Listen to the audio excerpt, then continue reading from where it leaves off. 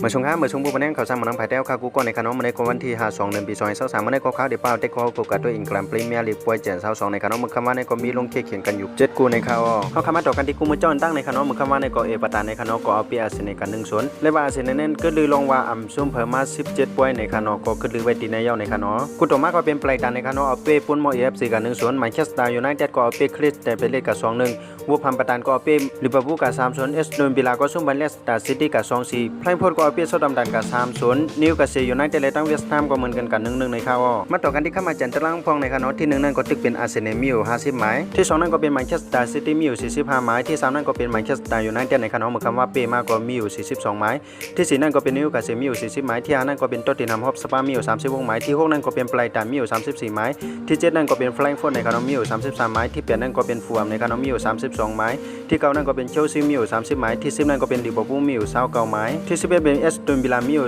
28หมายที่12เป็นคริสแต่เบเลนมีอยู่24หมายที่13เป็นเลสเตอร์ซิตี้มีอยู่21หมายที่14นอตติงแฮมฟอร์เรสต์มีอยู่21หมายที่15วูลแฮมป์ตันมีอยู่20หมายที่16เวสต์แฮมยูไนเต็ดมีอยู่19หมายที่17ลีดส์ยูไนเต็ดมีอยู่18หมายที่18เป็นเอเวอร์ตันมีอยู่18หมายเหมือนกันที่19ปุ่นมอเอฟซีมีอยู่17หมายและที่20นั้นก็เป็นเซาท์แฮมป์ตันมีอยู่15หมายในข่าวมาต่อกันที่ผู้สร้างกงของในคณะผู้สร้างกงก็ตึกเป็นเออร์ลิง ฮาลันด์ของแมนเชสเตอร์ซิตี้สร้างกายาว25ลูกค้าว่าเจน22บุดาในคำในก็ตึกขึ้นอยู่เทียง2กูในคณะก็เป็นนอตติงแฮมฟอร์เรสต์ญากันดังลีดส์ยูไนเต็ดกูเป็กแมงในปันในก็เป็นท็อตตินแฮมฮอตสปาร์ญากันดังแมนเชสเตอร์ซิตี้ในคณะมาข่าวยาม11 โมงกึ่งข่าวเฮากันมาไปด้วยจอมกันในคณะ